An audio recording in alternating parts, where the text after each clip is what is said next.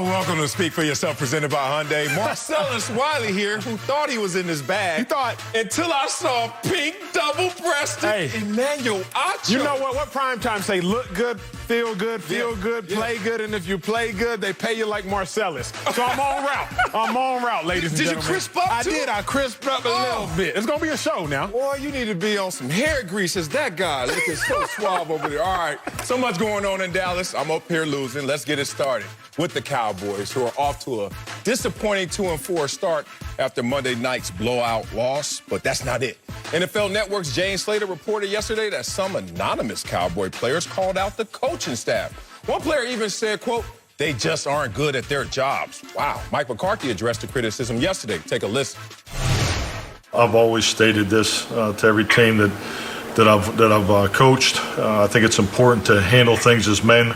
I mean, if you do have something to say publicly that is of most importance, I think it's important to say it to the individual, particularly in a group dynamic setting, and especially in a game of football, especially for the Dallas Cowboys. So Acho, worried Mike McCarthy has lost the Cowboys locker room. Gone. I'm not worried about it because it's already happened. Oh, you ain't right. Marcellus, you worry about something that you're fearful of. You worry about something that's looming, right? You might be sick and you might worry about dying, but once you've passed away, you can't worry about death no more. They're dead? You gone. As far as the Cowboys locker room, yes, and Mike McCarthy is gone. Oh, wow. I'm not worried about it because Mike McCarthy has, in fact, lost the locker room. America, let me put you on game. The Cowboys skipped steps in their demise, in their internal demise. Oh, I like it. After you have some struggles, and you'll know this, Marcellus, you'll be able to finish this struggle. How I know struggles? After in the NFL or as a team. What you mean? As a team. Calm down, Marcellus. Calm down. Calm down. After you have some struggles, the first thing you have is a players-only meeting. I hated him. I hated him. That's the first one. That's the first sign of destruction is a players-only meeting. You kick out all the coaches, and one of the rah-rah guys gets up to the front and says, hey, fellas, we got to get this thing right, okay? Okay? What up? We got to play for our families. Yeah. We got to play for this team. Yeah. We got to play for these checks. Yeah. Okay? Now, that never works. Nope. So you have to have another players-only meeting. You usually have two. You have the second players-only meeting because the first one didn't work. Let's be real this time. Yeah. Hey, let's be real, okay, fellas? Hey, we made some improvements, but let's be real. We got to be better. After the second players-only meeting is usually when this happens. Now you start calling people out anonymously.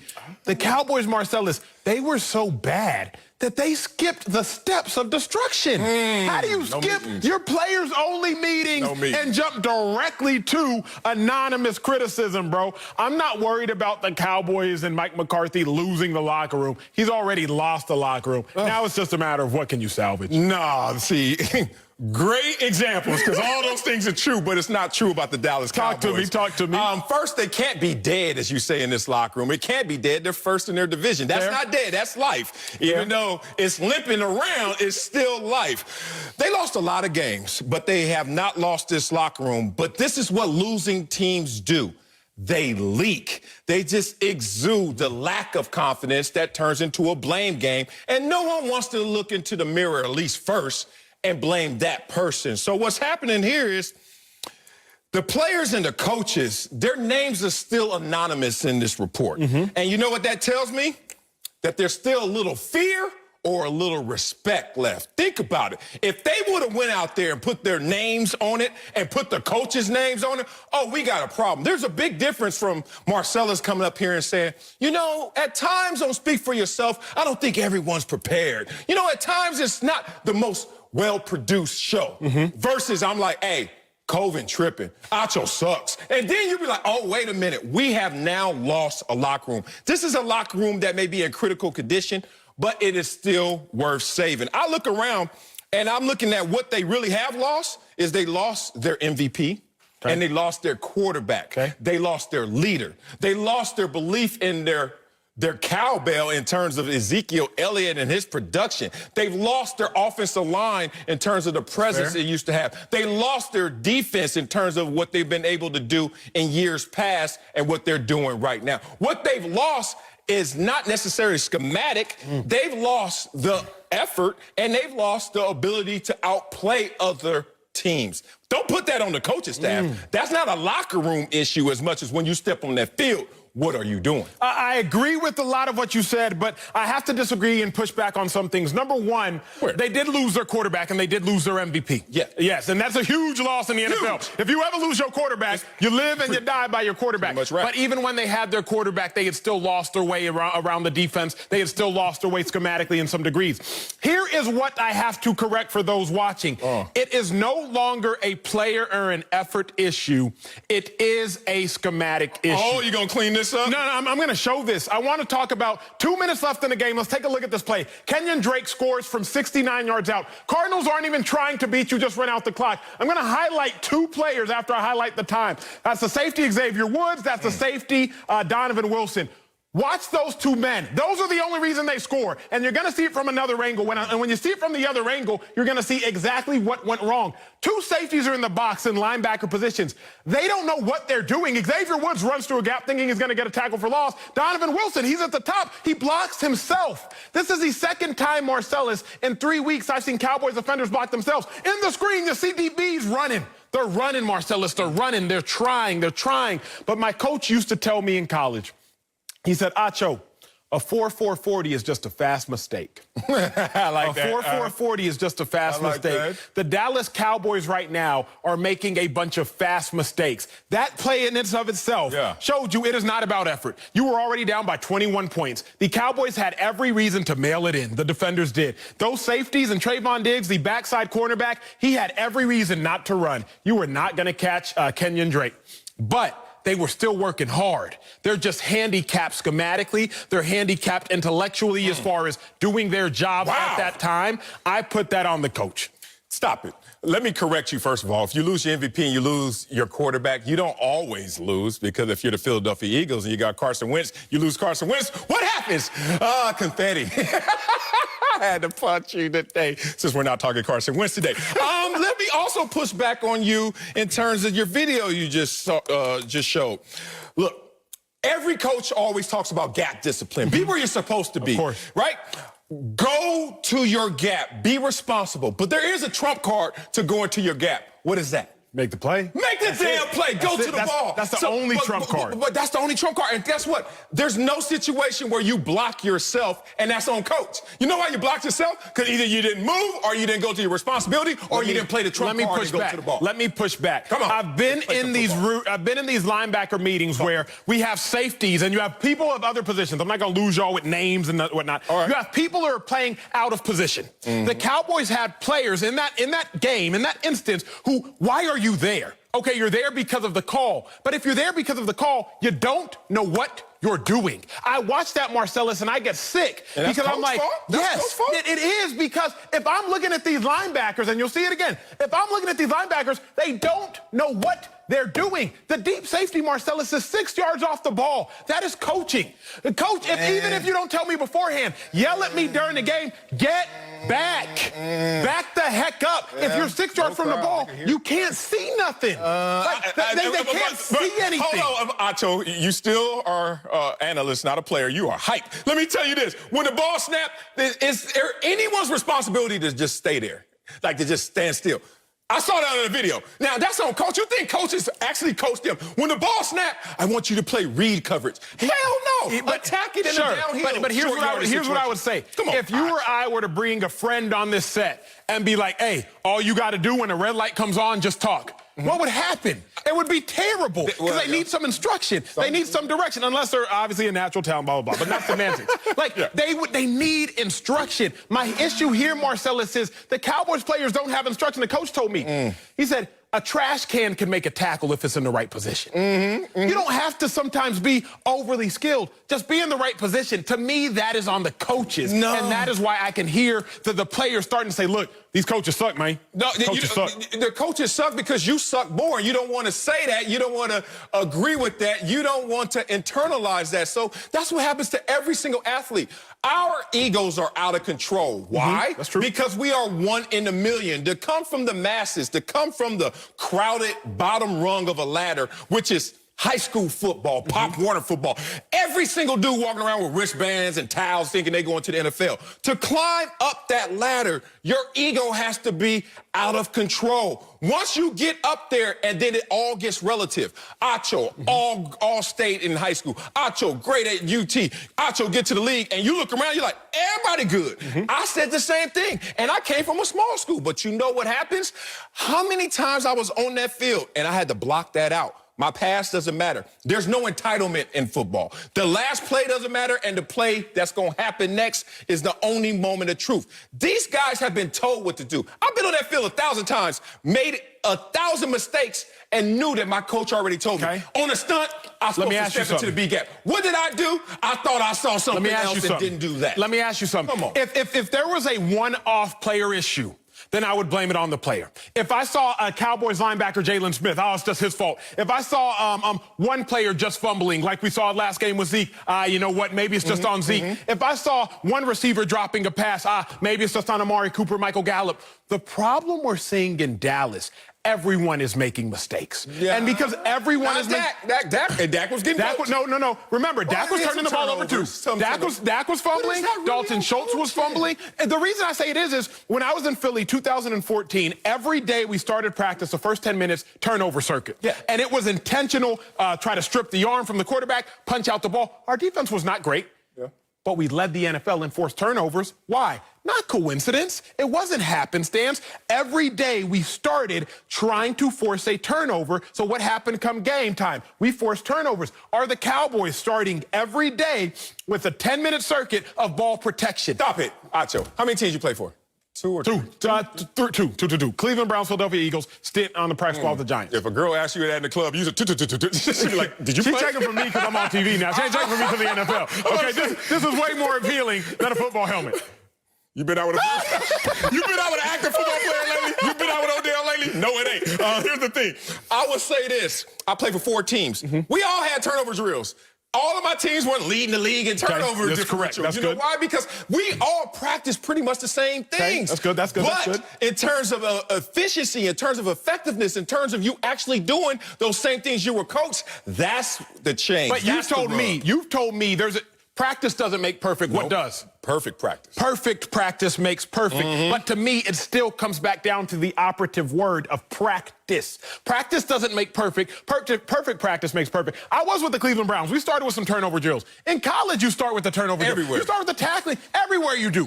But there are some places where you make it intentional. And maybe I'm just living in the past of a great... Or results. But yes. You're result-based. But I'm also remembering, there was a year where I vividly remember Fletcher Cox, Brandon Graham, Connor Barwin, Trent... Like our defensive stalwarts, I think is a word. Our defensive guys were being intentional about making these plays. I say that because if all the Cowboys players are making similar mistakes, first 3 weeks of the season, it was a collective lack of effort.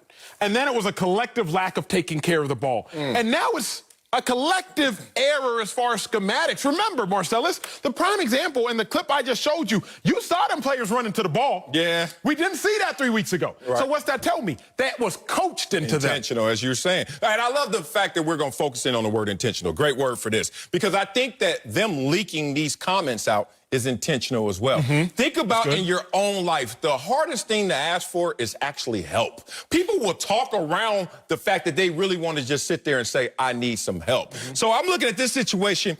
It's senseless and it's destructive, but it's really just a cry for help. It's a cry for attention. Guys, whether it's because they have a limit in their own talent or a limit in their saying a coach extracting that talent, they're feeling like they're in a situation that they're better than what the results are. So I understand that, but you have to look at this situation for what it is. The only way you're going to climb out of a hole is the fact that your efforts are part of the reason you're in that hole in the first place. And I don't like when players just want to go like this and this and this and that, because if you come back to here, I think problem solved. Coming up at the top of the hour, we've got more on Mike McCarthy. We'll tell you if we like his choice of words to address all the criticism. But first, Baker Mayfield's wife came to his defense on social media. Then we'll tell you if we're into this or not. Next, Speak for Yourself, presented by Hyundai. Welcome back to Speak for Yourself, presented by Hyundai. let's talk about Baker Mayfield. He had a Sunday to forget. His Browns were blown out by the Steelers, and he threw 2 picks before being pulled at the end of the third quarter, apparently to protect his injured ribs. Well, Baker's had been getting plenty of criticism on social media, and his wife, Emily, is not having it. She responded to a post with the quote, "He is not in an easy position, and he's grinding for the city. It takes time. Don't send me some stupid, please." Oh. So, Marcellus, man, I'm loving this one. What's your reaction to Baker's wife defending him on social media? Look, I don't talk about nobody's wife, because you talk about my wife, you got hell to pay. But also, my wife and I have an understanding. She ain't gonna pop off about my career, so I don't have to return some unnecessary favors to somebody who talks about my wife. But Emily, you did this. You did this, Emily. I don't know you, Emily, but I'm going to talk about the act, not the actress. But, Emily, it doesn't take that much time. Joe Burrow's only been in the league 6 games and is already playing better than Baker Mayfield, who is now in his 3rd year. Joe Burrow, a rookie in the same state, is playing better than yo hubby. So you got a problem, Emily, if you got a problem with wanting us to just take time. Let's talk about this time. Let's talk about a Baker Mayfield who is in a protected system. Let's talk about the system that was strengthened. Offensive line between the free agency and the draft. Strong. You get Bill Callahan out there to make sure, one of the top O-line coaches there is in the league. And all of a sudden, we have a run action, play action oriented offense to protect who? Not the receivers, not the running backs. Yo, hubby, Emily. Baker Mayfield. And he's still going out there and struggling big time. Baker Mayfield, 26th in quarterback rating. Baker Mayfield, 29th in completion percentage. Baker Mayfield has to understand, he needs to tell Emily, too, that criticism is the cost of praise. Oh, Wally-ism, Emily. So let me tell you, Emily, when your husband got drafted #1 overall, don't think it's always going to be beautiful and roses and highs. There comes the times of lows. And right now, your husband is in regression, getting worse every year, basically, despite better resources all around him. I'm sorry, Emily, I didn't want to do this, but I had to talk about the act in this situation. And Baker Mayfield, he's not acting right. I'm just intrigued at how many times you said Emily in one soliloquy. It's phenomenal. You get to talk about my wife. It's not true. You're right. I'm sorry. Let me say this, because you said it so well. First-round pick comes with first-round money. But it comes with first-round criticism. See, the first-round pick come with first-round money, but boy, it come with first-round criticism. Don't accept the benefits, but not accept the repercussions. I was dying to be on this show with you, my dog. But to be on a show every single day, don't come with some Twitter trolls. Acho, you suck. Acho, what are you wearing? Acho, we wish you never... Hey! It come with the territory. You accept the good, you accept the bad. That's my first thing. My second point is this. At least don't lie to us, Emily. Oh, Emily. Don't lie to me. Emma lied? Girl. She said, I have an issue because she said 4 head coaches in 3 years. Whose fault is that? Oh, don't do that. Whose fault is that? Fact check. It's not my fault. It's not Marcellus' fault. Emily, it ain't your fault. Whose fault is that? Hold up. A lot of the blame got to go to Baker Mayfield for having 4 head coaches in 3 years. Because you want to know head coaches who don't get fired? Head coaches who win. You want to know what helps winning? Solid quarterback play and not turning the ball over and throwing interceptions. So if you really want to look into the details of it all, I have an issue with if you gon' clap back and if you gon' ride for your mans, and ride for your mans. But if you gon' do it publicly, you just got to make sure you understand exactly what it is you're saying and why you're saying it. Yeah, like the 4 head coaches part, to Emily's credit, she was responding to the trolls that were coming at her and trying to, like, retweet, repost that. She didn't necessarily have that as her authentic response. But that doesn't matter. Baker Mayfield is in a position, I said this yesterday, but I really want to hit it home. Baker Mayfield, do you, but just don't do me in. And he did Hugh Jackson in when Hugh Jackson was literally trying to protect Baker Mayfield, saying, look, son, you're drafted #1 overall. I don't think you're that kind of good. But let me bring you along slowly. And I understand we have a marathon to run together if we're going to run this together. But that turned around quickly because Baker Mayfield found some success. And then he ran Hugh Jackson off in that situation and really didn't handle it with class, whatever you may think of how their divorce went. But now you look at Baker Mayfield and you start to realize there are other quarterbacks out there just doing better. I pointed out Joe Burrow, but when you're a first pick overall, it comes with a different expectations, bro. I was a second-round choice, and I remember when we got to Buffalo, and our first-round choice, who was Antoine Smith, running back, good running back, especially early. You should have seen the attention difference, disparity between how they came at Antoine and they came at me, to the tune that when we were in the van going back to the airport, we were both like, yo, they are on your head. They would say, Antoine, you have to do this. Antoine, you need to do this. Antoine, go here. Antoine, expectations up to here. Oh, come on over here, Marcellus. And I was almost an afterthought, which was great for a guy who needed that time because I was a late bloomer. Baker Mayfield, I think you're a late bloomer at best. You may not ever bloom at all, and that may be the problem. But that's kind of hard to tell Emily. All right, we got to bring in Fox NFL analyst LeVar Arrington for this one. So, LeVar, LA, what's your reaction to Baker's wife, Emily, defending him on social media? Yeah, I'm with Emily on this one. Contrary to what you guys have both said, and let's point this out. When you're trolling as a Cleveland Browns fan, you should not be trolling any players. You should be trolling the organization. All right. Now, we can look at it. We can make it about a player. We can make it about a wife. We can make it about a coach. But think about this. All right. You look at this team. They've had one Pro Bowler in the 2000s at the quarterback's position. Can y'all tell me his name? And can you tell me the year? I guarantee you can't. Since when? Derek Anderson.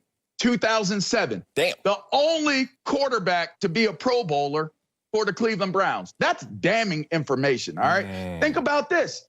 Overall, they have made 36 games, played 36 games in the playoffs during the history of this modern-day team. And they've only won 16 out of 20, all right? How many conference championships have they appeared in? 5. You know how many times they've won? Donuts. All right. Damn. So if y'all going to start throwing darts at Baker Mayfield, please. then you got to throw all kinds of shade and all kinds of hate and all kinds of justifications towards every single person that has truly ever played for the Cleveland Browns, because the organization has stank for a long time. Emily, please pull up a seat next to LeVar. I have a lesson for both of you. Come on, Emily. LeVar, don't talk to me about a lack of weapons for Cleveland. The Cleveland Browns have... I didn't say lack of weapons. You said, okay, they suck. Don't talk to me about a lack of historical Pro Bowlers for the Cleveland Browns, please. Why? Because the Cleveland Browns have not one but 2 Pro Bowl receivers. Cleveland Browns have not one but 2 Pro Bowl running backs. The Cleveland Browns have a Pro Bowl tight end. I can give you names. Jarvis Landry, Odell Beckham. Pro Bowl caliber receivers, have been to several Pro Bowls. Wait. Pro Bowl running How many have they been to in Cleveland? Whose fault? How many have they been to in Cleveland? Whose fault is that? Julian Edelman. Trent Dilfer's a Super Bowl winning quarterback for the Baltimore Ravens and couldn't win a game in Cleveland. Julian Edelman with Tom Brady is a MVP. Julian Edelman without Tom Brady can appear to be a slouch. Your quarterback, a player outside of Cleveland is a great player. A player in Cleveland is a bad player. Elevates those around you. So maybe it's Baker Mayfield's fault. Not even maybe. We know it's Baker Mayfield's fault that Odell Beckham has severely regressed. We know it's Baker Mayfield's fault that Jarvis Landry hasn't been what Jarvis Landry was with the Dolphins. Damn. So we can blame all these other people we want. But you got 2 Pro Bowl receivers, 2 Pro Bowl running backs, a Pro Bowl tight end. You have the most talented offensive skill positions outside of the Chiefs and probably the Tampa Bay Buccaneers and the entire NFL. And what you got to show for it? It makes my point, Acho. You're making my point. I don't know if we're looking at all that talent, they have the same, they're achieving at the same level that Baker Mayfield is achieving at. None of them dudes is Pro Bowlers currently. None of them are all pros currently. Baker Mayfield. None of them. Because of Baker. Because of Baker. How is it because of Baker? Please, Marcel. I can tell you how it's because of Baker. How is it because of Baker? I'm going to merge both of your points together. You gave me a historical perspective of this and saying it's the organization, so let's not put it on Baker Mayfield. So basically, my summation is, it sounds like Baker Mayfield has small shoes to fill and can't even fill them. Because if this historically is a bad situation, you can look at it 2 ways. One is like, you ain't got much to work with. Or 2, no one's expecting you to do anything, so do something. And That's they're the not point, doing Marcellus. something. Look, last week we saw him go against a team that was undefeated, a team that you need to beat if you're going to win this division, on top of obviously Baltimore. They already lost to Baltimore. His worst games have been Pittsburgh and Baltimore. Those are his worst games. 10 of 18 with 2 interceptions. Come on, big dog. When you got Jarvis Landry, Odell Beckham, running backs, tight ends, offensive line, best offensive line coach, and the defensive Myles Garrett, and they like, look, if you can't make this work, tag me in. Tag me in, Sal. Top rope, go get him. You got David Njoku, a top 8 tight end, trying to request a trade because of how much talent is already on the Browns team. He requested a trade not once, but twice because they have a plethora of talent, because there are too many seasonings already in the cupboard that he's like, you know what, I can't fit in here. But Baker got all the seasoning in the cupboard and still can't cook. How you got Tony Sastry's, how you got Lowry's, how you got garlic powder, how you got Jamaican black pepper, how you got all this seasoning, but you still got a bland meal, L.A. Make that make sense. And that's the reason why Emily came out and had to say what she needed to say. It's because you got delusional aspects and viewpoints and vantage points of a failing organization. They made it to the playoffs one time in the 2000s. They made it to the playoffs one time in the 90s. The only time they've ever had glory years was mid to late 80s. They have not won. They're not a good team. They have not been a good team. And to place that at the feet of Baker Mayfield solely and exclusively is irresponsible. So if I was his father, I might sit there and have a reaction to Cleveland Brown trolls. As you mentioned, Marcellus, those shoes aren't big to fill. Hell no. It's not big. It's not a heavy, tall task to do something decent in Cleveland. So the bottom line is Cleveland fans need to shut up if they're sitting there criticizing one of their #1 overall draft picks, because you don't have anything to say, well, in our glory days when we were this, because you don't have that. It doesn't exist. So to sit there and say that Baker Mayfield is the reason why this team is failing I think it's irresponsible, and I'm glad Emily jumped out there and put people in their place, because y'all stank before Baker Mayfield, probably a stink after him. LeVar, may I ask you a question, sir? How long you been married, sir? You're a married man, right? How long? It'll be 16 years pretty soon. My dog. Congrats to you, sir. LeVar, I would, at least from what I've heard, from what I've witnessed, watching both of you, astute grown men, gentlemen leading this society in this world, I would believe, LeVar, that in relationships, after dating, there comes a certain amount of time where you expect a ring. Your significant other, they expect a ring, right? After a certain amount of time, right? Probably after around, maybe 2, 3, 4 years. Hey, we've been dating for a while. I would like a ring. Hook it up. Browns fans have been dating Baker Mayfield for 3 years. I can't blame them for wanting a ring. We see that across all levels of relationships. After a certain while, you want a ring. Don't tell me, Emily, that, it's going to take a certain amount of time. We don't want to hear that. Browns fans, a dog pound, they don't want to hear that. After about 3 years with a litany of Pro Bowl picks, a litany of talent, I don't want to hear about the time You want to know anymore. the problem with your analogy? I want this ring. That's what the Browns want. You want to know the problem with your analogy, young Acho? What, y'all dated for a long time? I'm so surprised you sit there co-signing anymore. Forever. Let me give you the problem with your analogy. He was in the streets? That's the only problem, is if you was in the streets. That's why he had to do his hair like this. Baker. Look at him smiling. Look at him smiling. Hold on. Cleveland. What? Chose Baker. Okay. Baker did not choose Cleveland. A marriage, if you're talking to me about my marriage, my wife chose me equally to me choosing her. This was not a disqualifier, like I'm gonna marry my wife because of this reason to this reason, and she gonna take this ring.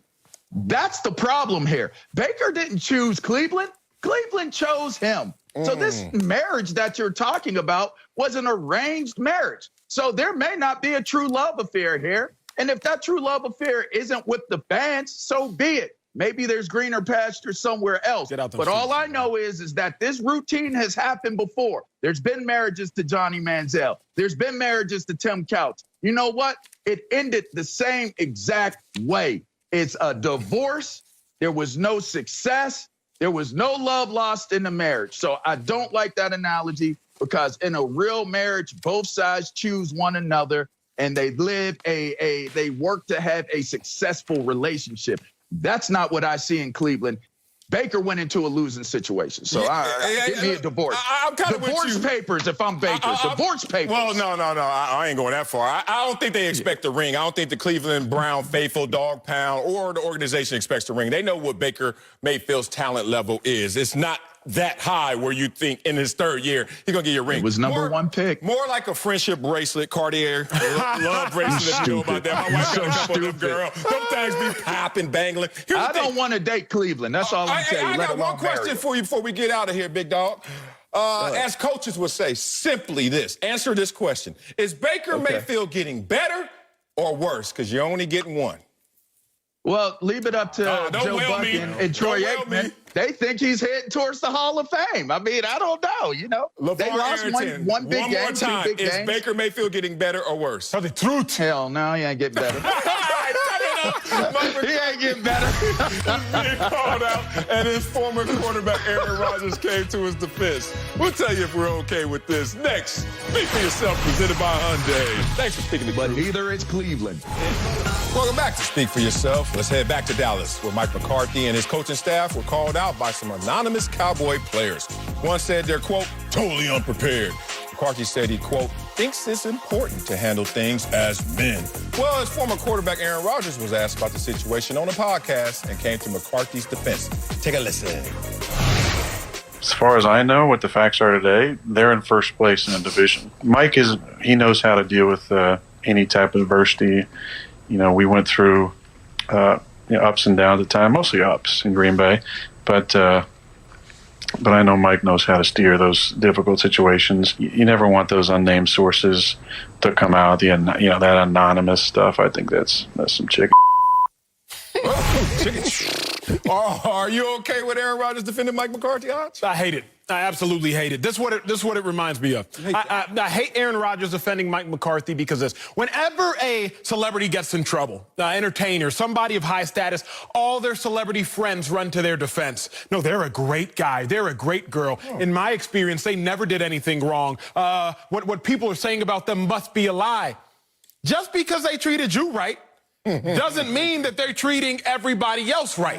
Aaron Rodgers, just because you and Mike McCarthy had great times, great moments, just because he treated you with respect, just because he came prepared for your game plans in Green Bay, just because he made sure the Packers were prepared, doesn't mean the Cowboys were. So don't run to Mike McCarthy's aid now that he's not your head coach, now that you don't have to suffer based on how well prepared he is or how ill prepared he is. I don't want to hear from Aaron Rodgers right now because Mike McCarthy ain't treating the Cowboys like he treated y'all. Mike McCarthy ain't having success with the Cowboys like he had with y'all. Furthermore, Aaron Rodgers, quit lying, bruh. You're the same dude. Oh, here we go. The same dude who said that there were play calling issues in regards to Mike McCarthy in 2013. You're the same dude that said the only difference between Aaron Rodgers is this. He said, yeah, we have some play calling issues, but I'm going to leave that between me and Mike. The only difference is Aaron Rodgers, he led us to water, but he didn't let us drink. The Cowboys are leading reporters to water and being like, hey, okay, y'all can drink too. So I don't want to hear about Aaron Rodgers' feelings about Mike McCarthy because Mike McCarthy's lack of preparation and lack of ability to coach does not affect Aaron Rodgers anymore, but it gravely affects Cowboys players and you Cowboys fans. I love Aaron Rodgers defending his former coach because he knows his former coach better than these guys. They've only been with him for 6 games. 6 weeks, basically, because there was no offseason. You could add a little training camp that was compromised as well. Love you, Aaron Rodgers, for coming to his defense. And shame on you, Acho. What I do? For falling for that whole celebrity trap of, I hate when celebs get in trouble. And then other celebs collaborate in unison to support them. That's on you. You know why? Because you're probably not following their non-celebrity friends or listening to the people who are anonymous. Joe Blow, the neighbor. You ain't listening to him. You know why? Because he doesn't have a platform. So dare for you to go out there and use selective perception. Only going to listen when Aaron Rodgers says something and then blame Aaron Rodgers for saying something. And what is Aaron Rodgers telling you, Acho? Nothing. Giving you a history lesson. Remember, I told you Mike McCarthy inherited a what? 4-12 team. Took him to 8-8. That started off what? 2-4, and then the next year they were 13-3 and what? the NFC Championship game. But you don't want to let that process play through. Okay, you want to highlight that the only difference between Aaron Rodgers and his situation with Mike McCarthy and the Cowboys is he kept it internal. He didn't say it. He didn't go out there and tell the media. The only difference is all the difference. That's what Mike McCarthy's highlighting. He's like, look, I'm not perfect. Take a look at my waistline. Look at my face. I'm not perfect. He's not a perfect coach. And he's looking at these players like, y'all not perfect either. But let's handle this together collectively, internally as men. So to highlight what Aaron Rodgers is saying, Aaron Rodgers is like, yeah, I have beef with Mike too. But guess what? I made sure that him and I were in the kitchen by ourselves cooking up this beef. Bruh, Aaron Rodgers does the same thing. He just gives it to you in a way that's more digestible. Hey, you're talking about intention versus outcome. I am an outcome guy. Here's what I mean. Bruh, it was just last month. 3 weeks ago, Aaron Rodgers says, yeah, I pretended my helmet Mike was out before so I could call my own plays. In reference to when Mike McCarthy was there and calling the plays. Aaron Rodgers was literally like, oh, that man Mike McCarthy, he implied he ain't listened to him either. So if Aaron Rodgers, if you literally just made that implication, that inference, how are you going to be mad when Cowboys players took it a step further? That's what Marcellus said doesn't make sense to me. Aaron Rodgers, you did the same thing. 2 weeks ago, you did the same thing. Is this the same thing? Marcellus, tell us how it is at Fox and speak for yourself. You know, I love it, but I work with some dudes who are not that good.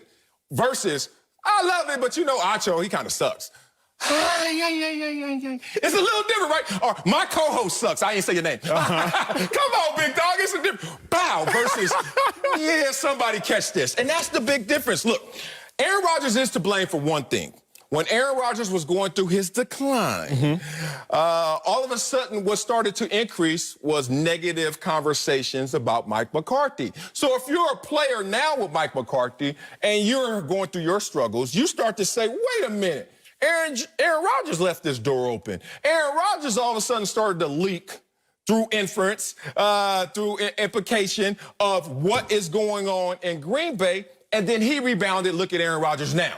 Well, maybe if we just start to let everyone know it's not on us, it's on who's around us, that will be the solve in Dallas. I'm here to tell you, if you don't take the onus, if you don't take it to heart, if you don't look in the mirror, it's not going to be about Mike McCarthy when he was in Green Bay. It's not going to be about Mike McCarthy on the sidelines in Dallas. It's going to be about you on the field because the players ultimately are responsible for the work they put on film. Why would you blame Mike McCarthy? Here's what I need you to do. I need you to put on your scuba mask, grab your oxygen tank, because we're about to take a deep dive. We're going deep. This offseason, Aaron Rodgers said this. He says, you're part of your legacy is how you treat your teammates. I want kinship, not animosity. Aaron Rodgers has always been incredibly tactful on the field. One of the best quarterbacks talent-wise this game has ever seen. But off the field, Aaron Rodgers has been incredibly tacky, not tactful. Oh. There are public divorces with him and his family. There are public There are public relational issues. Aaron Rodgers' legacy will not be marred by anything he does on the field ever in life. His legacy will not be marred by that. That's true. Aaron Rodgers' legacy, if at all, will be marred by everything off the field. What has Aaron Rodgers done as of late? Taken Jordan Love under his wing. The same Jordan Love draft pick that took Aaron Rodgers and made Aaron Rodgers drink. Remember, he said, I had to take a shot, or whatever it was, after seeing we drafted Jordan Love in the first round. That same Jordan Love, which drove Aaron Rodgers to grab a shot, is the same Jordan Love which Aaron Rodgers is now mentoring. Now, Mike McCarthy, the same person who Aaron Rodgers said he didn't listen to when he called plays at times, is the same Mike McCarthy Aaron Rodgers is publicly defending. To me, it can read a little disingenuous. To me, it can read a little bit of, I'm trying to think bigger picture for my legacy. I'm trying to clean things up. Look, it's a legacy play. Duh, they all do it. I got too many names to list. They all do it. And only thing that protects Aaron Rodgers is he never called Mike McCarthy out explicitly, or at least the strongest suggestion like these Cowboy players are doing. Cowboy players, y'all messing up on the field but blaming him on the sidelines? Look, ultimately it falls on you when you're a player. Ultimately it falls on what you put out there in terms of product. I can't look at somebody else and say it's all on them. Who else has a championship ring that we count on in Dallas? Name them. Okay, got quiet. So there's one person there named Mike McCarthy with a championship ring. Maybe you should pay a little respect to him. But no, you don't want to do that. What you want to do is highlight your issues. Name another team that lost their quarterback and their quarterback of the future this year. Name them. You can't. So Mike McCarthy is dealing with a circumstance that no one else is dealing with. And now he got these leaky players who don't want to take responsibility. Bruh. It's all bad out there. Coming up, should Trevor Lawrence pull an Eli Manning and refuse to go to the Jets if they get the first pick? We'll break it all down next. Speak for yourself. Welcome back to Speak for Yourself. Let's talk about Clemson star quarterback Trevor Lawrence, who is the consensus choice to be the first pick in the NFL draft. Well, that would mean he might have to go to the Jets, who are currently the only NFL team without a win. Former wide receiver Roddy White says if New York gets the first pick, Lawrence should stay at Clemson for his senior year, adding, quote, "It would be awful for you to get drafted by the Jets, Jets. Oh, I used to get hyped when they used to do that. Fireman and LeVar's back with us. Good to see you, L.A. Marcellus, you up first. Should Trevor Lawrence refuse to play for the Jets if they do land the top pick? Hell no, he shouldn't refuse. Are you kidding me? What if they get the #1 pick again next year? And then he's sitting there, what are you going to do, be a super senior, Ice Cube and higher learning or something, be 8th-year senior? No, you can't look a gift horse in the mouth if you're Trevor Lawrence, and it's a gift. It is a privilege, not a birthright, to play in the NFL. Trevor Lawrence, last time I checked, watching the film and listening to evaluators, you're a can't-miss prospect. I only heard that about Peyton Manning of late and Andrew Luck. So if you can't miss, why run from the challenge? It makes no sense. Let's make sure we don't conflate an Adam Gase coaching issue with a New York Jets franchise organization issue, because I have some fun facts right here. Fun facts. Fun fact time. Did you know that only the New England Patriots since 2009 have more AFC championship appearances than the New York Jets? Did you know that the New York Jets are one of 7 teams with multiple appearances in that same AFC championship game? Like the Chiefs. Like the Steelers. I wonder if the Chiefs and Steelers were in this conversation to draft him. Of course, they won't be because they got quarterbacks. But if they were, would Trevor Lawrence be sitting there saying, nah, I don't want to go there? Do your history while you're still in college, young man, and learn that the Jets are not as bad as advertised. So if I were him, I'm going anywhere. It's only 32 7-Elevens in the NFL, and they all sell Snickers. So guess what? I'm going to get mine. Trevor Lawrence, bring your butt out here, be the #1 overall pick. The Jets aren't as bad as advertised. They are worse. Trevor Lawrence, if the Jets get that #1 pick, you better duck and dodge them like Mike Tyson throwing a punch in his prime. Marcellus, my senior year in high school, I went to this private school, but I still was trying to win state, right? We hadn't won state in football in a long time. Name of school. And so, St. Mark's, it's an all-boys private school in Dallas. No, we ain't paying that. We had a sign, Marcellus, above the locker room. I had the sign, and it said, the reason most people fail is because they're willing to give up what they want most for what they want now. Yeah. The reason most people fail, they're willing to give up what they want most for what they want now. Trevor Lawrence, what do you want most? You want to be an NFL legend. You probably want to be a Super Bowl champion. You probably want to be a Hall of Famer. You probably want to be an NFL MVP. What do you want now? To be a first-round pick. Do not give up what #1 overall pick. Do not give up what you want most, all the other great things, historical things, for what you potentially want now, if what you want now comes with the New York Jets. I look at it like this. Since 2000, the New York Jets have had 5 different coaches, would be 6 if Gase gets fired. The New England Patriots have had 1 in Bill Belichick. On my first lap, I'm going to end very simply. What you gonna say? A great quarterback cannot fix the problems of a bad organization. Look at Deshaun Watson with the Texans. Look at how well Joe Burrow has played thus far. Look at what we have seen with Justin Herbert thus far. All of these young, great quarterbacks cannot fix these bad organizations. Look at Patrick Mahomes and the great situation he landed in versus Deshaun Watson, as talented as he is, that situation. Trevor Lawrence, if you are wise, don't give up what you want most, bro, for what you want now. I like that. But that doesn't apply to Baker Mayfield, Acho. You wrong, dog. You so wrong.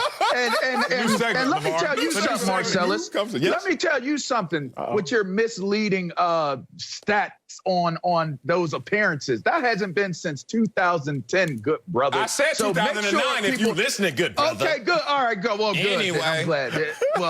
I'm glad that you did. I did say that. That is a really, really, really, really, really, really long time. Oh, not that long, though. If I'm Trevor Lawrence, I am weighing out my options if the New York Jets have the #1 pick. I was a #2 overall pick, a highest-rated player in the draft on the board. I was the top name on the board. The only reason why I did not go #1 is because I told Cleveland Brown, and that's how I could speak with some education about the Cleveland Browns and going there, is that they had to pay me quarterback money if I was going to come there in the draft. And that was when they were negotiating contracts before the draft took place. So here's the point. You are a free agent until otherwise signed by the organization that you're going to work for. If the organization is always going to hold the best interests of the organization at top of mind, then so should the player. And if Trevor Lawrence is a can't miss, as you say, a can't miss talent coming out of college, they are going to immediately put the weight of the world on his shoulders to be Willie Joe Namath in New York. They're going to put the weight on his shoulders to turn this mess of a ship around in New York. That has catastrophe written all over it. Nobody had a problem with Eli doing it. Nobody had a problem with Jim Brown doing it. Nobody had a problem with Bo Jackson doing it. And there shouldn't be a problem if Trevor Lawrence at the #1 overall spot says that I do not wish to waste my talents in the New York Jets organization based upon what the current status of their place is right now. I don't have a problem with it if he didn't want to play for them. Just my opinion. Wow. You guys are really up here being delusional. First of all, people did have a problem with Eli doing that. I was in San Diego, and that was the team he didn't want to go play for. Guess what? We had a problem with it. People had a problem. We came out. Y'all don't count. We came out on top because we got Drew Brees, and we had LT and et cetera. But y'all didn't come out on top. He got 2 more Super Bowls than y'all. And MVPs. 2 more. So y'all didn't come out on top. But go ahead. If I count them right. Go Carry the I left San Diego. I'm saying, we had Michael Vick, the Michael Vick situation too as well. We got LT Drew Brees. Y'all don't think that LT Drew Brees versus Eli Manning? No, I mean, 1, 2 Super Bowls. How many Super Bowls LT got in San Diego? One Super Bowl and one of the best running backs ever. I don't care. That ain't even the situation. Let's talk about this. Oh, my gosh. Adam Gase is the coach of the Jets. But y'all trying to make this an organizational conversation. So let's talk about the organization. Who owns the New York Jets? Woody Johnson's still there, right? Woody, since when? 2000. Oh, let's see what the Jets have done since 2000, since it's not about the coach right now. It's about the organization. Early 2000s, man, they good. Dude, 5, 10 plus win seasons since 2000. How about 9 winning seasons since 2000? Almost half of the time the New York Jets are winning, and y'all want to act like we got to be prisoners of the moment and only talk about the coach. I don't know the fate of Adam Gase. I don't know if he's going to be there next year, but regardless, let's not act like you walk into the Jets organization and the walls are sweating with lack of confidence and all futility. It's about how good you are. The walls are bleeding. How good around they're not even sweating. The walls are bleeding. The capillaries are bust. The capillaries are bust. Like the walls have sweat so hard that they are bleeding. Do y'all believe in yourselves like I believe in myself? No, I believe in the reality and I believe in the facts. Marcellus, let me give you some more facts. Eli Manning, 2-time Super Bowl MVP. During the prime of his career, he had 1 head coach.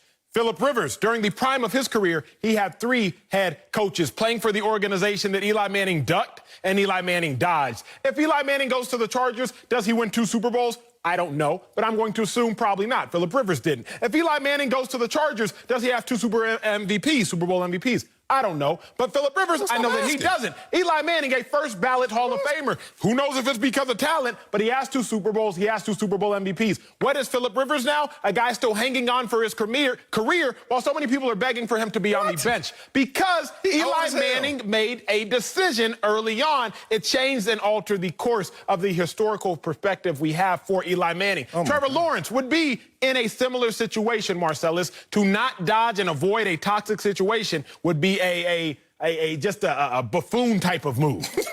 I ran out of adjectives. Boy, talk about crashing that plane. Hey, stop it. First of all, That's let's the get Jets. to it. Stop using these sorry comps. Can y'all stop using these sorry comps? I'm serious right now. I'm starting to look at y'all differently if y'all keep using sorry comps like the coach Adam Gase, or sorry comps, sorry players. I know some of you, and Mark Sanchez, you my homie, but Mark Sanchez, Geno Smith, Christian Hackenberg, that's who we using as comps. You want to use... Don't you say Christian Hackenberg. LeVar, if y'all want to use Don't you Jets say comps, Christian Hackenberg. Y'all want to use Jets comps? How about Vinny Testaverde? How about Ryan Fitzpatrick when he had a moment there? Like, and this is supposed to be Trevor Lawrence, who is next to that, like next level compared to these guys. I digress. Let's talk about where he's going to play. Of all of us, only one of us played and balled out in New York City. Caught you there, LeVar. I signed up to be a Columbia Lion. It was Jay-Z, Diddy, and me running the city of New York. If you hit in New York, you hit like no other place. How are we going to let Hit like no other place. Marcellus, Diddy, Jigga, and Marcellus? Yes. I've never heard such a lie go to Columbia in of your lies in my life. LeVar, this man just mentioned himself in the same breath of running a city is Jay-Z and P. Diddy. 96, 97, that's all I got to say. That's all I got to say. You weren't there, Acho. You're like 9. Can you go to break, Marcellus? blown Go, away. Get away I'm from these blown away lies by and please that. go to break. That's it? Anything even know what besides to these say. lies. Yeah, please. I don't have Y'all nothing gonna to do say. the young king of New York like that? All right, coming up in our big story. Mike McCarthy wants his players to handle Why things you like this. always lying? Hey, if we're okay Why with you the choice of always words lying? next. Y'all scared. Go. Oh, my God. Speak for yourself. Speak for yourself. Presented by Hyundai. Bring that money back. Hey. Marcellus Wilder here. Emmanuel Acho. My dog. Destroying us today in that suit right there. Swag War champ. Let's head back to Dallas for our big story. Where the Cowboys, 2-4. And there's a lot of finger pointing going on. NFL Network's James Slater reported yesterday that some anonymous Cowboy players called out the coaching staff. One player even said, quote, they just aren't good at their jobs. Mike McCarthy addressed the criticism yesterday. Take a listen. I've always stated this to every team that I've coached. I think it's important to handle things as men.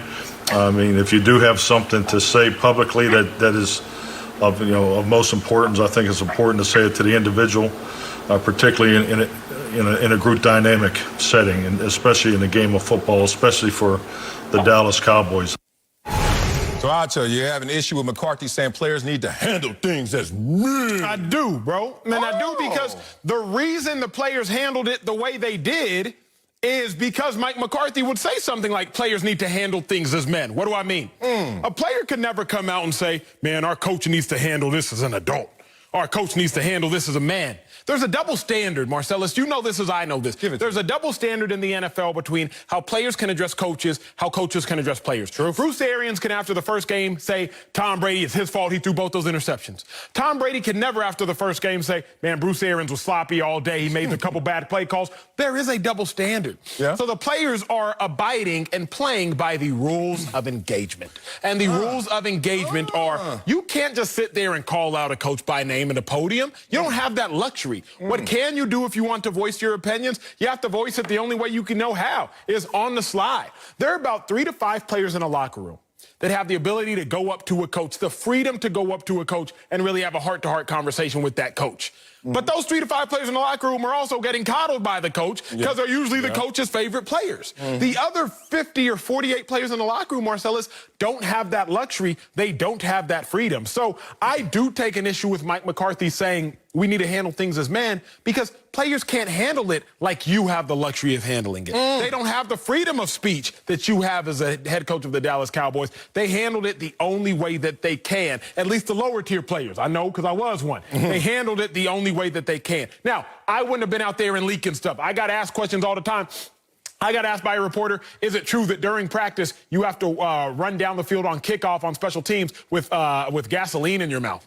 I was like, what? That was a serious question. I was like, what? Like, I could have lied and started drama for whatever reason. But so I wasn't that guy, but I've been in these lower tier positions. I understand I didn't have the power to go talk to a head coach. I can only do what I can do. Interesting. We're going to have some fun with this one. The intention of language is to convey meaning. And that's why I have no problem with what Mike McCarthy said, because it's not about the language or word choice as much as the meaning. Handle it like men. And You started with a premise that I have to push back on. Please. You said that they came out, that they voiced this, and poor me, practice squad player or a lower tier player, how else shall I express myself? Not through words, through actions. Guess what? I don't need to hear it. You don't need to tweet it. You don't need to leak it. You don't need to say it. You just need to do something different. And when he's talking about handle it like men, it's because he's saying, look, this is not gender specific, even though the NFL is gender specific. There have been 25,796 men who have played the game of football. Not boys, not girls, not women, men. So he's like, look, in these walls, let's not get this confused. We're all in here together on the same team. We all put on the same color, same uniform. So when we have a problem, let's go to the person with the same uniform because they're on your team. Jane Slater, respect to her and her reporting. She ain't on your team. She's just trying to do her job. And your job is to get better at your job. And my job is to get you better at your job. So why would you ever feel, and I think it's societal, I think it's a little more of the new age, whereas all of your frustrations must be voiced so that we can now get attention to them so that we can see real action. But some people wanted to skip that step, keep it archaic, keep it old school. Hey, you want something done? Just do it. I ain't got to hear about it. I ain't got to see it. And I think that's where these players got lost. They got lost in somebody save us instead of saving them damn selves. It's a weird situation to be in. Right That's good. Here's where you were exactly right. Come on, baby. You were exactly right in the fact of you're not handling or resolving anything by leaking something to the media. It ain't helping. Like, you're not resolving any. I don't know if you think they're like your friend. You know, like, yeah, man, if you just think they're your counselor, so you feel like venting and what. You aren't handling anything. Nothing. So there's no benefit in doing that. Right. But here is where I take issue with it. The coach cultivates the temperature in the room. Say it. The coach cultivates the temperature in the room. So if you have an issue, if your players have an issue coming to you as a head coach, that is your fault. If your employees have an issue coming to you as a boss, that is your fault.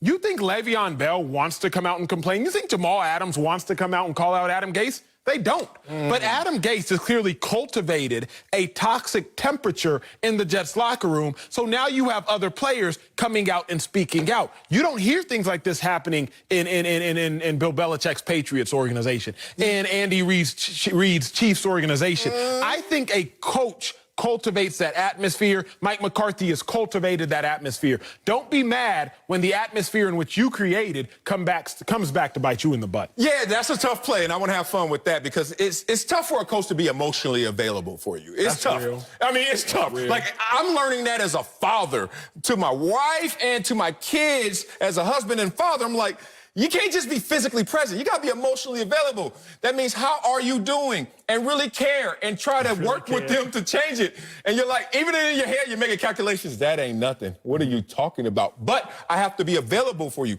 But you can't use all situations as examples. Bill Belichick has his own stuff to deal with. Julian Edelman coming out here to Beverly Hills dancing on parked cars. Like, you think Bill Belichick is like, I have a culture that allows players to dance on parked cars?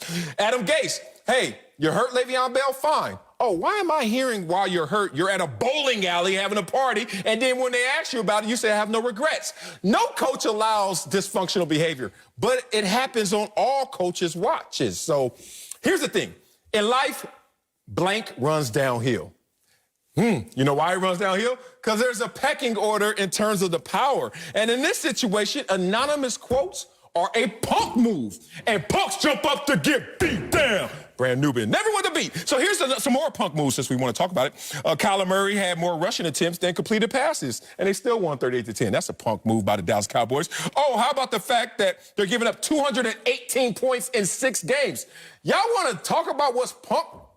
What's punk is getting punked. And that's what they need to look in the mirror and address if they're really going to handle the situation. I understand that. My line of delineation is very simple because I've been here before. Okay. If you tie my hands behind my back, don't be mad at me when now I curse you out instead of fighting you like a man. Like a man. If you tie my hands behind my back, don't be mad if I now spit on you instead of fighting you like a man. The problem is, players and Mike McCarthy's Cowboys players, their hands are tied behind their back. Ooh. So they have to use the weapons that they can use, and that is their voice to other sources.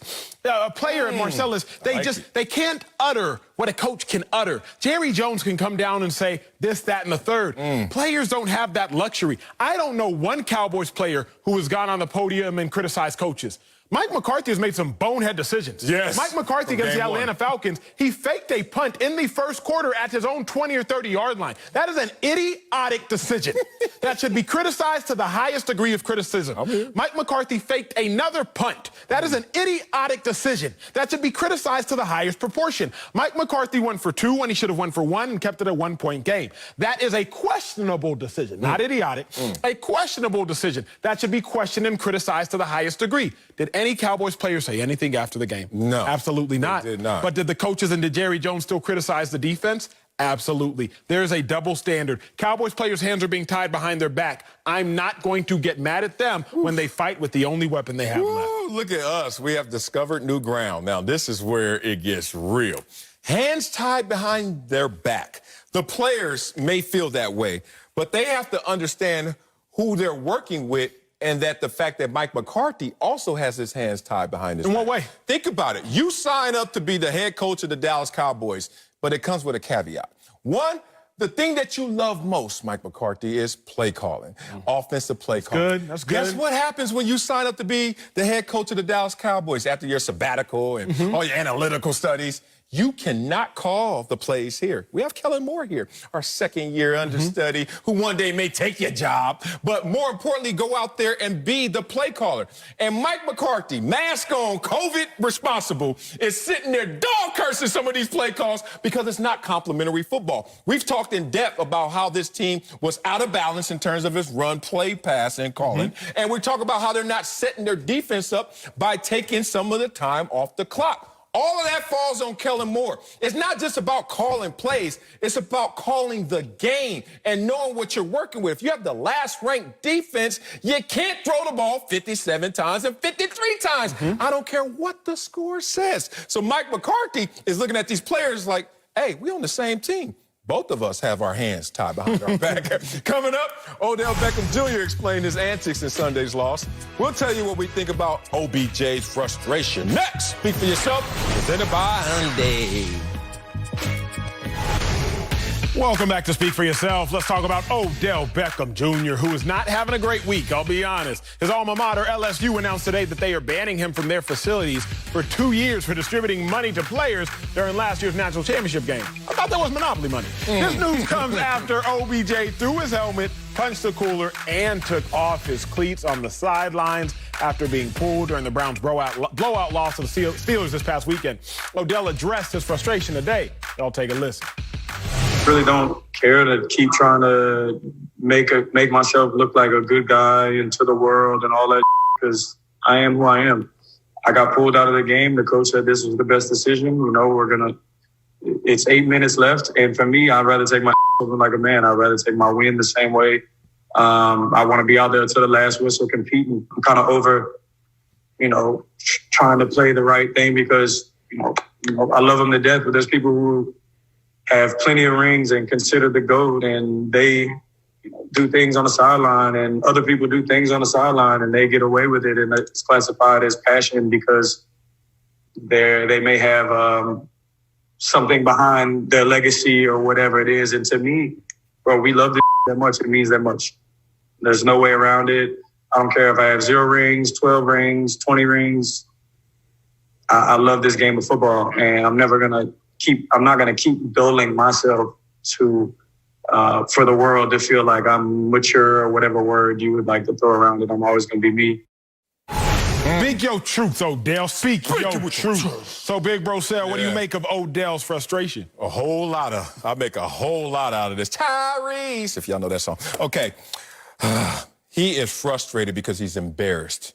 He's embarrassed because he's in a situation that he sacrificed to be in this position of playing with a quarterback that he thinks can't get him the ball. That's real. He sacrificed. And what did he do in terms of sacrifice? Suppressed his true feelings for a long time because he had a reputation of speaking out and being a malcontent. So being a superstar and a prisoner of his own success, he decided to suppress his true feelings. But right now, he's embarrassed. And he's embarrassed because he's the receiver that just went out there last week and only had 2 catches for 25 yards. And he knows he's much better than that. But he's embarrassed because the whole world saw that, and they won't properly blame the person who's responsible for it. Baker Mayfield. He is upset and frustrated at Baker Mayfield. And he's getting to the point where he's going to say, damn it, throw caution to the wind. I don't care. I got to call this dude out, because if not, you guys are going to look at me side-eye and start to call me out. I will not get this opportunity again to be this Odell Beckham Jr. in this day in my prime. So his frustration is now boiling over because he wants somebody to really give him an escape from being under Baker Mayfield. Man, that's real. We've gotten it all wrong about Odell Beckham his whole career. Really, shame on us, shame on the media, shame on everybody except for Odell. Let me remind America, Odell is one of, if not the most talented receivers in the National Football League. Yes. And I understand Mike Thomas exists. I understand DeAndre Hopkins exists. I understand Julio Jones exists. I understand all these people exist. Odell Beckham is one of, if not the most talented receivers in the National Football League. Yet, he's mentioned in the same conversations as dudes like Cole Beasley, because Cole Beasley has more receptions a game than him. Odell has less receptions a game than not 1, 2, 3, 4, 5, but 6 rookies. 6 rookies. Odell is 32nd right now in the NFL in receptions, and he's 47th in receptions a game. Odell Beckham. That would be like Russell Wilson being last in passing yards. Like, to give y'all an equivalent, that's what that is. Odell Beckham, one of the most talented, but now he's playing for a team that is limiting his talent. The other reason I'm rocking with Odell on this is he's keeping it 100, big bro.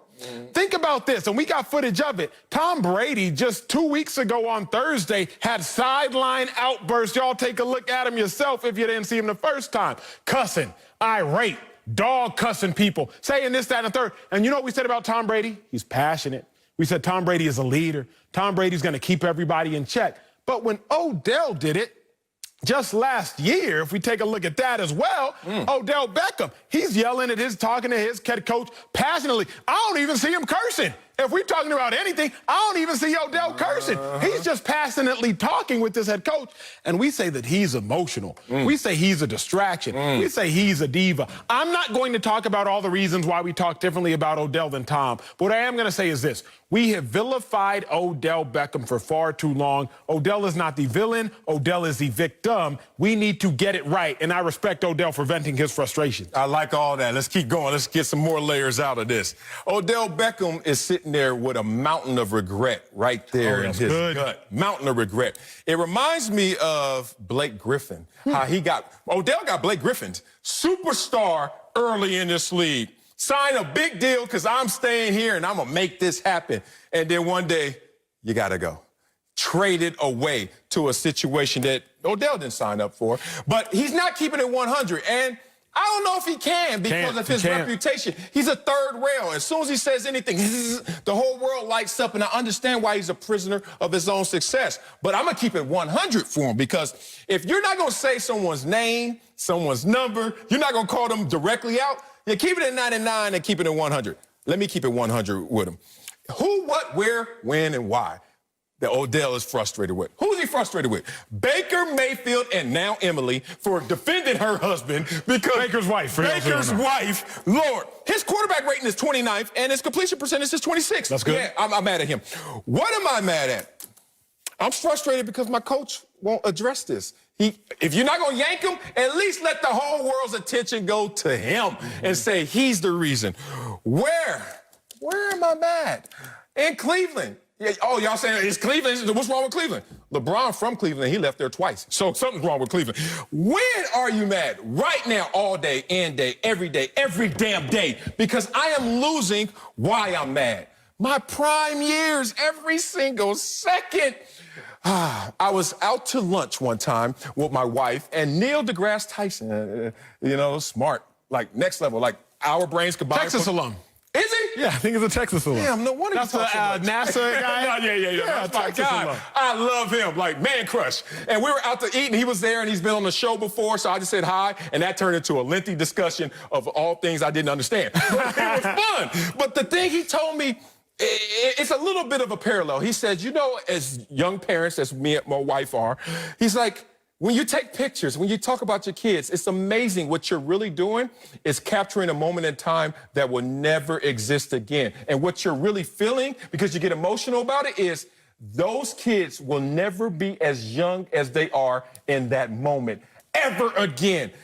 Odell knows every time he goes out there and puts 2 catches for 25 yards, I done wasted some of my toothpaste, some of my juice. I would never be as spry as that. I may plateau, I may try and enhance it, but you don't get those years back, big dog, and I think that's where the frustration is. I would say this, and I'm thinking about it now as you speak. Let's go. Name a more talented player who has had more talent wasted.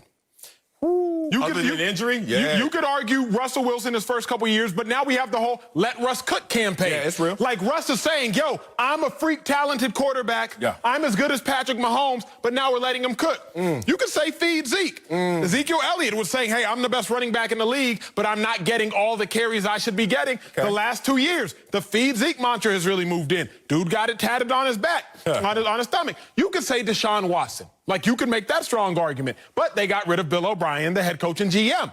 When you look at Odell Beckham, I would submit that he is the most talented player whose talent is being wasted in the NFL. And again, I'm just going across the board thinking of it now, but I look at Russell Wilson, but finally they let Russ cook. I look at Zeke, they started feeding him. I look at Deshaun Watson, got that head coach up out of there. When you look at Odell Beckham, a guy who Marcellus was going to be a Hall of Famer like in 8 years. If he would have kept on that trajectory he was on with the Giants, he was going to be a Hall of Famer yesterday. Yeah. And now he is an afterthought today. Okay, let me jump out of my body and attack our conversation. Please. Because someone is at home right now tweeting us, trolling the hell out of us, saying, DeAndre Hopkins, who had a carousel of quarterbacks, and no matter who they were, Brock Osweiler, like bums, he made it happen somehow, some way. Maybe it was system, maybe it was different situation. But DeAndre Hopkins comes to mind on the flip side of this argument to push back at us. But Odell's sacrifice, the suppression of how he really feels and how he's being wasted here. And remember, everyone out there knows, never do you sign up to sacrifice for less in return. Odell seems like he's doing just that. Coming up, the Dodgers took Game 1 in the World Series last night. Nick Swisher joins us to break it all down next. Speak for yourself. Last night, Mookie Betts led the Dodgers to a dominant win in Game 1 of the World Series. Now the Rays will look to even the series in Game 2. Tonight, 7:30 Eastern, 4:30 Pacific, only on Fox and the Fox Sports app.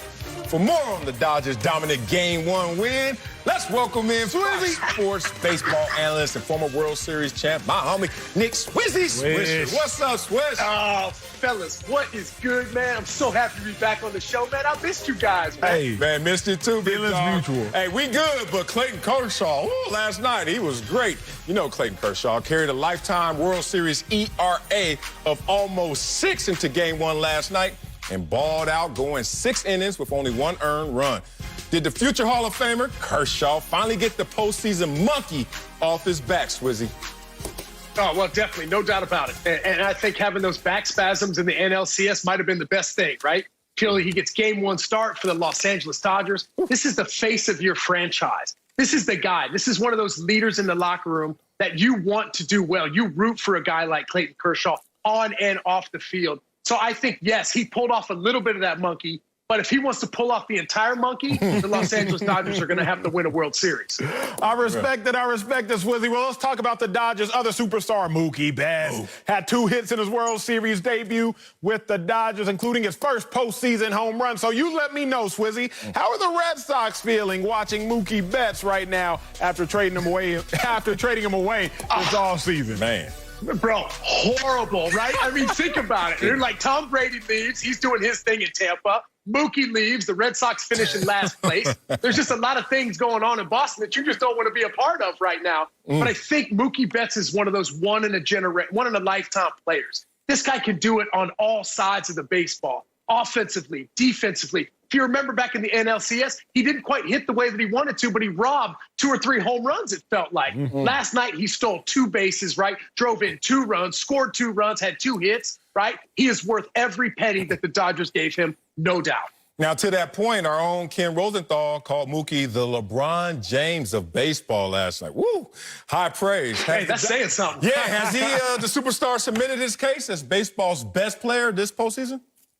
Oh, 100%. And I also think that I have to talk about the leader that Mookie Betts is as well, right? Clayton Kershaw in that locker room, as well as Mookie Betts. It's rare that a superstar comes over to a team and gains the entire locker room in one season. True. And that's exactly what Mookie's done. Listen, man, he says the Los Angeles Dodgers are all about winning, and that's right in line with my DNA. Look at him, bro. The emotion he shows on the field, the leadership that he shows in the locker room, the things that he is willing to do to win baseball games. Man, oh, man, I wish I could have played with somebody like Mookie Betts. Well, Swizzy, the Rays have their own Cy Young winner on the mound tonight in Blake Snell, who defended his team yesterday, saying, "We're a fun team to watch despite the lack of superstars that other teams have, like the Dodgers." I see you defending your team. So, Swish, you tell me, are the Rays getting the respect they deserve this World Series? I can honestly, I can say no, I don't. I don't think the Rays have gotten the respect that they deserve. Listen, man, you came out of the AL East. That is a powerful division, no doubt about it. But for them, you got to remember, this is also a 60-game season. This is one of those things that has definitely been in the favor of the Tampa Bay Rays, and I think might hurt them at the end of the season. They have used their relief pitchers a lot. Listen, they throw bullpen games a lot, right? Charlie Morton has been phenomenal. Blake Snell has been pretty good. But also, too, listen, Blake Snell hasn't pitched past the 5th or 6th inning since 2019. It's been a minute since he's gone extremely deep in games. So when you need to get huge outs from your bullpen night after night after night, I think that wears you down a little bit, especially in the postseason. But do I think the Rays deserve a little love? No doubt about it. They're playing in the World Series as the #1 seed in the American League. So if that's not saying something, bro, I don't know what is. Yeah, I mean, the Rays are down, but it's only one game. It's not like football, our world, where, you know, it's a do or die when it comes to the playoffs. It's a series. So how can the Rays slow down the Dodgers and even the series tonight in Game 2? Yeah, I definitely think they have their hands full. I thought the Dodgers were down and out against the Braves. I mean, down 3-1. I just didn't think that the Dodgers had it in them, and then they ended up doing it, right? I mean, coming back from a 3-1 deficit is absolutely tremendous. The amount of confidence, the amount of excitement that locker room has moving forward is tremendous. And not only that, on top of everything, your star, right? You're the face of your franchise. Clayton Kershaw goes out and dominates for 6 innings and does exactly what you expected him to do. Listen, Clayton Kershaw has had his bad postseasons, no doubt, but those have been after 162 games in the regular season. We only played 60 games in the regular season this year. He still has a lot of juice left in that tank, and I think that's why this guy's going to get his first World Series. And another person who I'd like to be able to see hoist that trophy is Dave Roberts. They've been knocking on the door for a while now, and we're talking about amazing men, amazing human beings that do great things on and off the field. So it's hard not to root for guys like that. Swizzy, I love it. I love talking to you, Swizzy, because you got experience. You got your championship ring on you. I know you showed it off during the herd. Let the people see. Yeah. Oh my God, my eyes. My eyes. Too much bling. It's too much bling. But in all seriousness, Swizzy, how proud are you to see the players and the owners come together to make this season and this fall classic possible? Well, I don't even want to hold it just to baseball players, right? I mean, I give love to the basketball players, football players. Listen, man, the sacrifices that athletes have to make in 2020 is way harder than the sacrifices that I've ever had to make. So for being outside of the game and looking in, the respect, the love, the overall just joy that I have for these men and women, anybody in live sports right now. Listen, man, we've been bored this year. We've been knocked down. We've been quarantined up. We haven't had a whole lot of things to celebrate this year. So live sports is one of those things that's going to bring us back. So to all the athletes out there, whatever sport it is, the sacrifice that you have given us as fans, I can't thank you enough, because it wasn't for people like y'all, we wouldn't have a job right now. We wouldn't be talking about nobody. And I think they deserve a lot of love right now for sure. Yeah, not a ton to celebrate of late, but we're going to celebrate my Dodgers winning. I got them in 5. What does Swizzy have the Dodgers winning in? Oh, baby, I got them in 6, my man. I'm telling you, 5 is the middle. I mean, that's a short series for sure. Yeah, we ain't got much time. He's feeling real good. He's feeling real good about him. They got to hurry up and come back to L.A., man. We can't be in Texas too long. Let's get back home and celebrate this Dodger win. Thanks, Swizzy, for joining us. Quarantine, open the streets. Let's do it, baby. Hey, let's get it in, big dog. I appreciate you, Swizzy. Coming up. Yes, sir. Good to see you guys. Cam Newton's last game was called a disaster by a former coach. Oh, here we go. Well, we'll tell you if he's to blame for the Patriots struggles. Next, speak for yourself. Welcome back to Speak for Yourself. Let's talk about Cam Newton, who has struggled big time his last 2 starts. I'm being real, Marcellus. I'm being real. Dude has only thrown 1 touchdown pass, plus Cam got 3 interceptions. Patriots offense has struggled in Sunday's loss to the Broncos, and former NFL head coach Rex Ryan called Cam out saying, quote, "Man, oh man, this looks like a disaster to me." I feel you, Rex. I feel you. So, Marcellus, be real with me, bruh. If you say real talk, though, I probably can't trust you. Is Cam Newton to blame for the Patriots' struggles? No, he's not to blame. He's to blame for us thinking that this sorry team was going to be good this year. Oh, my God. I had to come to work and hear somebody after a loss in Seattle, someone come up here, yo, double-breasted suit, probably the same one. It wasn't. It wasn't? It was, you got a lot of them. This is new. Yeah, that's real. You look good today. I can't even lie. Say that for real. And you came up here telling me how good the Patriots look, how good Cam Newton looked. Oh, but then he catches COVID and they lose 2 games. They only lost 3 in total. 2 games since COVID. And now you want to blame Cam Newton. Cam Newton is suffering from a situation that even Colin Cowherd, the guy you regurgitate so many of your takes from, went out there and said, this team was a 5-11 team. This was a 5-11 team. He said that before the season. When? Yeah. You didn't think there was that? Colin has made some bad predictions. Okay? We're not going to sit here and quote Colin. Well, so have you. As a schedule predictor. So have you. Have you whirled the wave of they were supposed to be bad? Oh, they're going to be great because of Cam. Oh, now they're bad because of Cam. You can't get caught up in this. This is a situation where Cam Newton's out there playing for league minimum, and now we blaming him. We blaming him for scraping off this burnt toast instead of blaming who burned the toast. You know who burned the toast? I'm going to tell you who burned the toast. COVID did, if anybody. You ready? Marcus Cannon, Dante Hightower, Brandon Bolden, Patrick Chung, Marquise Lee, Sony Michel, Shaq Mason, and others burnt the toast. They all tapped out. Look how much talent is not even on this roster. Kudos to you for Cam Newton. Cam Newton even giving us the thought, even the mindset, even the expectation that this is a good team. Tom Brady left. The GOAT left this place because he's like, that's sorry. Gronk left. Gronk retired. He was so bad up in New England, he said, I had to go. And now you're going to blame Cam Newton for trying to just scrape off the burnt from this sorry burnt toast. Marcellus, I'm reminded of that song. You remember that joint growing up? Who stole the cookies from the cookie jar? Cam stole the cookie from the cookie jar. Who, me? Yes, you. Couldn't be then. Who? Right? That was you just hummed it, but you don't remember the lyrics. Well, it was to say that if Cam didn't do it, then who did it?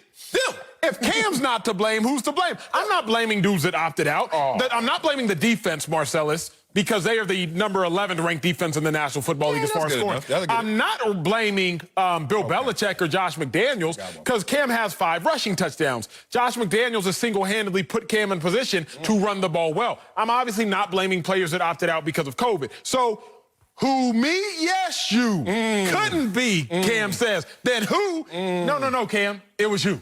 It's you. Cam Newton, you are the one to blame. Cam, the Patriots defense, they held the Broncos to 18 points this past game. All you scored was 12. Cam, you have 4 interceptions on the season. Cam, in the 2 losses that we have, you've thrown interceptions. Cam, you know the abilities. The most important ability in the NFL is what, Marcellus?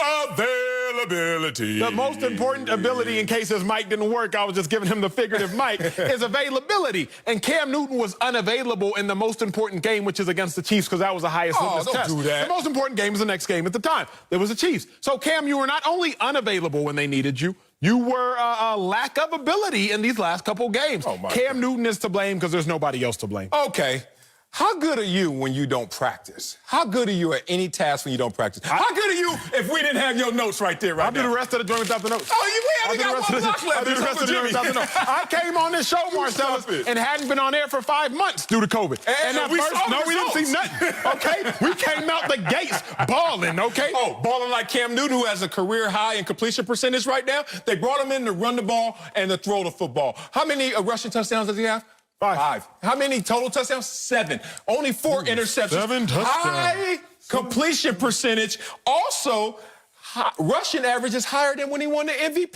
Cam Newton out there balling when he's not under the influence and under the issue of COVID. Here's the thing right here. There have only been 3 quarterbacks that have thrown for 68% in completion percentage while averaging what Cam Newton is doing in the running game. You want to know who those 3 quarterbacks are?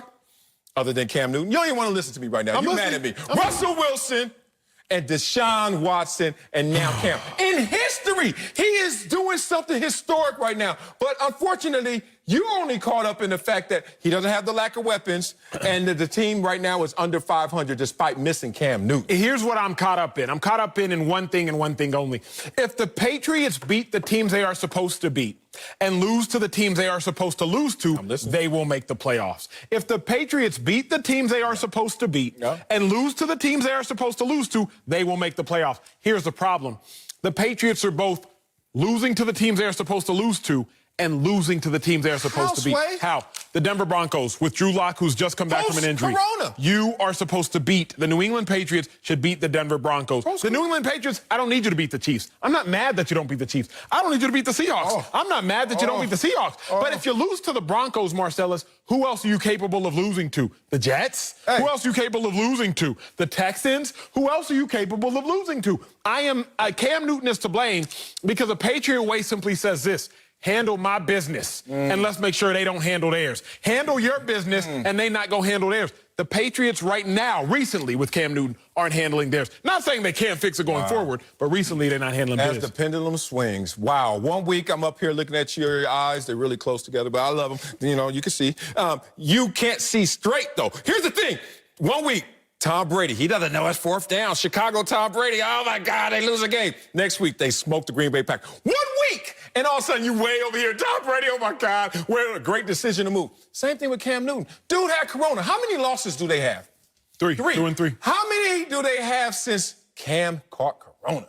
2 of the 3. This is a good team because of Cam. Because Cam caught corona, let me ask you this. Then the team fell under 500. If we were sitting in a courtroom and we were looking for evidence to convict Cam of being guilty of being sorry or innocent from being sorry, there would be more evidence this season to convict him as guilty. The evidence to convict him of being innocent is the 1 game against Seattle. That 1 game, if I were to testify for Cam Newton, I would say, well, look, Your Honor, he threw for 397 yards against the Seahawks. Look, Your Honor, he led the team in rushing against the Seahawks. Look, Your Honor, they barely lost to the Seahawks. But if I wanted to convict Cam Newton of being guilty of being sorry, well, look, Your Honor, he got 4 interceptions to 2 touchdown passes. Look, Your Honor, they just lost to the Broncos. Look, Your Honor, the Broncos only had 18 points. He only scored 12. Look, Your Honor, when they've lost, Cam Newton has thrown multiple interceptions. If I am trying to convict Cam Newton of being deserving the blame or being innocent of the blame, right now the courtroom would have more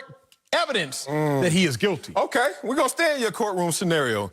And, you know, the state calls Cam Newton to testify for Cam Newton. He going to walk up there, that hat going to be bigger than the courtroom. He going to be sitting there, all kind of colors on, and he going to sit there, and then we going to ask him one question. You know what he going to do? Just like Nino Brown did in New Jack City. It's bigger than Cam Newton. If I'm going down, everybody going down with me. Receivers, O-line, COVID, everybody goes down with me. It ain't your fault, Cam. Coming up, Uncle Jimmy joins us, and I'm hearing no one safe from his thoughts on today's show. Oh, here we go. Let's see what Unc got to talk about next. Speak for yourself. Before we go, let's bring in Uncle Jimmy with his whole butt. I hear you have something to get off your chest. Say it with your chest, so the floor is yours. Look here, man, I know this is here short notice, but we gonna have to have one of them, what y'all call one of them players only meetings. Players only? Yes, let's do it. Just us 3 and LeVar Arrington. Hey, y'all cut the cameras. Y'all cut the cameras. Except in this case, it's gonna be more like an intervention, okay? And I'm serious. Hey, y'all, somebody gonna have to tell LeVar Arrington that it's time to let this hairdo go. All right? 1, 2, 3, not it, okay? There you go. Hey, Acho. Hey, man, you need to quote the Bible to this dude. Hey, man, tell him that part about when I became a man, I put childish things away. Hey, man, y'all remember the time when them braids used to stand up? Them braids look drunk as hell now. The only way them braids is gonna stand up again is if he put Cialis on it. Hey, that's the only reason he's famous with the fans and Raiders land. Because he looks like Jerry Rice. Hey, he got that Jerry Rice thing going on, man. Y'all need to talk to your boy. If he's your friend, you would tell him. It's that time in life. Yo, he said when I was a child. But when I became a man, LeVar got to put them childish things away. Unc, you ain't wrong. You ain't wrong. Nah, nose goes, Unc. Yeah. It's on Big Bro sale. LeVar's scared to be out there looking too cute, so he's staying ugly to stay home. I don't know. I don't understand it, but it's working. Fox Bet Live is next.